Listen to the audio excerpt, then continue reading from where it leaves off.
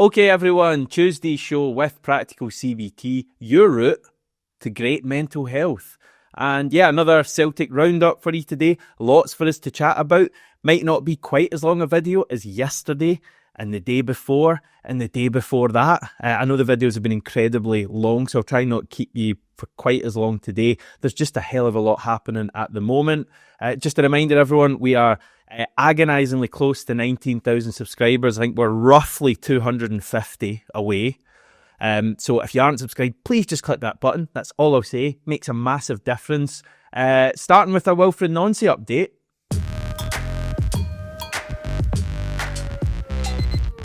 Yeah, yesterday was the day that America woke up to reality.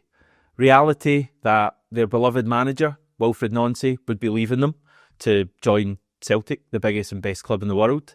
And yeah, they've kind of been in denial, the Americans, about a few things, but in terms of their football knowledge, yeah. Up until yesterday, their reporters had been going with the line that there had been no contact between Columbus Crew and Celtic. Now, that's quite possibly because up until yesterday, there had been no contact between Columbus Crew and Celtic. However, there has been now. A number of the reporters are reporting this. The main one, first of all, Brianna Mackay, who's a journalist for the Columbus Dispatch. She was the first one out the gate. Her report said that the Crew are in contact with Celtic and are working to finalise an agreement. They attempted to negotiate a contract extension for Nancy to stay in Columbus, but he expressed that he wanted to coach overseas at Celtic. She says that it is expected that some of the current Crew coaching staff will follow Nancy to Scotland, although none of that confirmed yet. When Nancy was hired by the Crew in 2023, assistant Kwame Ampadu, fitness coach Jules Guéguen, and video analyst Maxime Chalier came with Nancy from CF Montreal. So it would seem likely that they would be the ones to come with him, although there's another guy I want to talk about as well. Also, Tom Bogert and Paul Tenorio at The Athletic saying the exact same thing, likely the same source at the Crew briefing them. They do say, and this is reading directly from their report, Columbus last year engaged Nancy in contract negotiations to extend his contract, the source said, with an eye to make him the highest paid coach in the league. Nancy, though, declined to extend his deal with an eye on making a move overseas, the source said.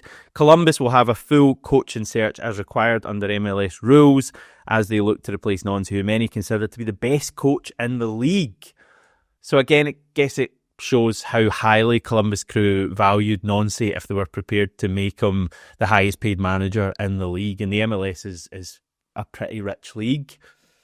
Tom Bogert also tweeted later on saying, as part of Wilfried Nancy's last contract extension with Columbus Crew, there was understanding this day may come. Nancy wanted to go to Europe if and when the opportunity was right. He also wanted to do so in the MLS off-season to make sure Columbus had the best chance to replace him.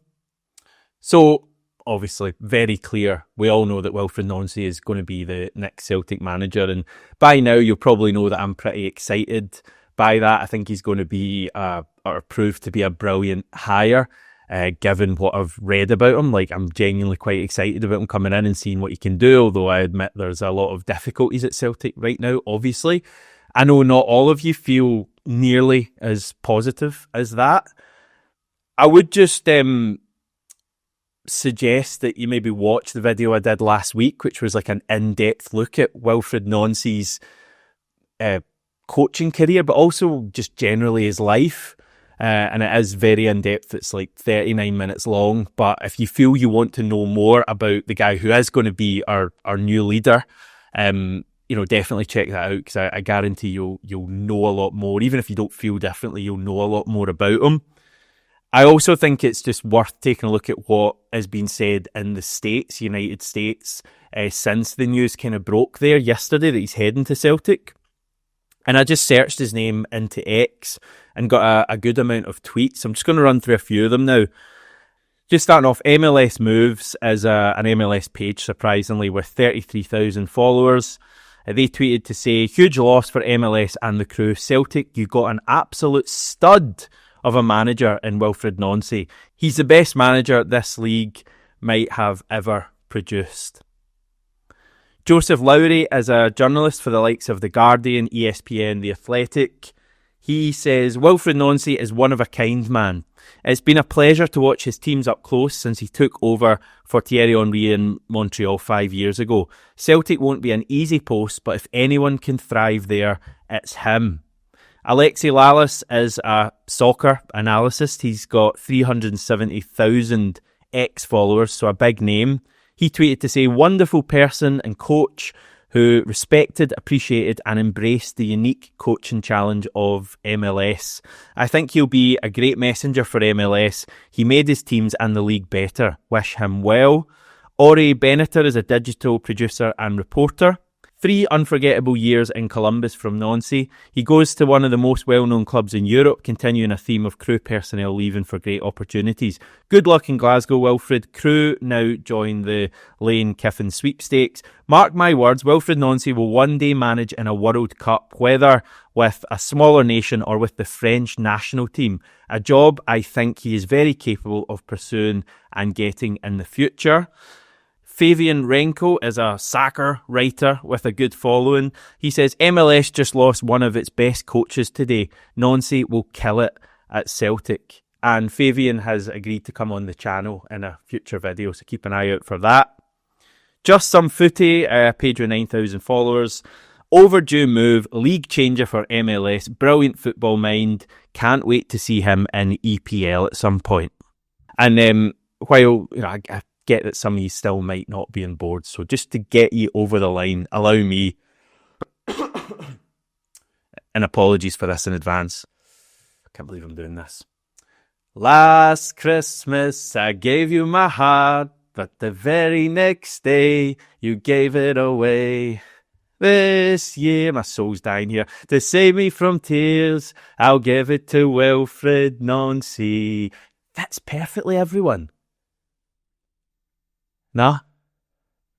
Just a wee bit more information coming from this side of the pond, though I can't really say that. Stephen McGowan at the Herald says that Nancy wants Columbus Crew backroom staff Kwame Ampadu and Yoann Damet to join him at Celtic. It says Herald Sport understands Nancy has been quietly sounding out former colleagues with experience of Scottish football. Victor Wanyama was one of them in recent days, and has already provided an outline of the kind of players he wants to sign in January. There was also a mention from Sky saying that his backroom team is likely to include someone familiar with Celtic and Scottish football. So Gavin Strachan, Stephen McManus, Sean Maloney. So Darren O'Day had left Swansea yesterday already. Who would they go for? I mean, Sean Maloney, when he had his first press conference after going in with Martin O'Neill, he said that he would be going back to his old job as player pathway development manager after this stint.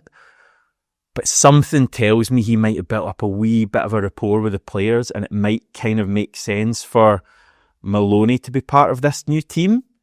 But then does Gavin Strachan leave? Which kind of would be a shame to an extent. So yeah, that's going to be, let's be honest, not too interesting. But, I'm trying to drum things up a bit here. But yeah, talking about Ampadu and Damet, who certainly seem likely to join Wilfried Nancy at Celtic. Just a brief bit of information. Kwame Ampadu, who, as I said a few weeks ago, is the father of Wales international Ethan. He's a former player. He was capped 4 times by Ireland's under-21s. In terms of his coaching, he has been at Exeter City in the past. I think it was like the under-18s he was coaching, while the football doctor himself, Paul Tisdale, was manager at Exeter. So that's where their link comes from. And I know people have used that kind of link as a negative thing, and I get that totally. I think we're right to be quite cynical about things like that with regards to Celtic right now. I guess another way to look at it would be that those two do have an existing relationship, which could be positive given that, and I know Ampadu's not the manager, but given that the manager and the football doctor have to work together. pretty well. So maybe that there's a positive there. Ampadu also worked at Arsenal's academy for a number of years. He was assistant to Thierry Henry at Monaco and Montreal, where he obviously worked with Nancy as well. And then they moved together to Columbus Crew. So he's got experience, also a lot of experience in youth football as well, which might be positive for our younger players trying to break through. Now, Yoann Damet is a very kind of interesting figure. So he didn't have a playing career at all. He actually started coaching at 16 years old in France, which is like incredibly unusual. A 16-year-old coach. Now, he was coaching like under 13s, I think, in his first job, but still, as I say, this is in France. He then moves to Montreal, a bit like Wilfried Nancy did, but about 10 years later in 2014. And it's at Montreal that he'll have met Nancy. But yeah, he's just kind of gone up the levels, and he's been assistant at FC Cincinnati, who are an MLS team, actually a couple of interim spells as manager there as well, assistant at LA Galaxy, and of course assistant at Columbus Crew. I was reading an interview that FC Cincinnati did with Damet, and he is a really interesting figure. He decided that he wanted to be a coach at 16, while a lot of 16-year-olds want to be a manager. He wanted to be a coach. He says, I knew it was the right path that I wanted to take. It was a dream, and a crazy dream for me. There's a lot of young players that dream of becoming professional players. When I was 16, I was playing, but I wanted to become a coach. He earned a degree in sports training from Université de Bourgogne. So literally a student of the game, like that one. So he's a really interesting figure, and someone who's clearly had to work very hard and kind of learn about coaching rather than just being parachuted into a job because he's had a good career. And from what I hear, mainly because I saw it written down in 2 different places over the past couple of weeks, quite a highly rated coach, and clearly again someone who Nancy knows well. Right, I've spoken about that for a fair bit. There's not a whole lot else to discuss. One thing I did see is that our youngster Kyle Ure has suffered a pretty bad injury, and I'll give you one guess as to which part of the body he has injured. Correct, it's yet another hamstring injury. So Ure has ruptured his hamstring, and side point, ruptured must be one of the worst words out there, if not the worst. What a horrendous word that is. And yeah, this was while he was away with Scotland's 21s last week. This is coming from Voice of Reason, which is basically the Ayrshire Post, and obviously Ure has been on loan at Ayr United with Scott Brown. Just some quotes here from Scott Brown. He says, Kyle has been excellent since he walked through the door. He's a great lad who has a real understanding of the game for one so young. His drive and willingness to learn really sets him apart, and he's got a bright future. Unfortunately, he's picked up a bad one and is back with Celtic now to begin his rehab. Hopefully he'll be back performing like he was before long, because he's a top talent and one we'll miss. Talk is that he could miss up to 3 months, which is clearly a blow. I quite liked the look of Kyle Ure from the must be said, limited minutes that I saw him in pre-season. Also, Sky Sports News, Lyle Thomas reporting that Marseille want to hold talks with Brighton about signing Matt O'Reilly permanently in January. He says O'Reilly has been thriving on loan at the Ligue 1 side this season, but Marseille do not have an option nor an obligation to buy him in the deal. It was reported when O'Reilly left us that we had inserted a sell-on clause in his move to Brighton, so we may well be due a little chunk of money, maybe a bit more than a little chunk of money if he does move for decent money to Marseille. And just on the topic of O'Reilly, we got a comment in from viewer Local Lannister saying, a wee bit of a wholesome exclusive, but I met Matt O'Reilly and Jota in the hotel the Danish national team were staying in Glasgow last Tuesday. Thought it was pretty classy that Jota went and caught up with Matt. Clearly the Celtic connection is still strong among the Ange era players. Lovely stuff. And yeah, I know from speaking to Matt O'Reilly's parents, wee bit of a name drop there, that he and Jota were very close. I think Jota was just like Matt O'Reilly's best pal at Celtic and vice versa. So no real surprise that they're still meeting up. Yeah. Matt O'Reilly, Jota, Kyogo, the glory days. God, I miss them. Anyway, hopefully the glory days are coming back under Wilfried. Brother Wilfried, as some people are hilariously calling him. But I'm going to head off for now, everyone. Back tomorrow.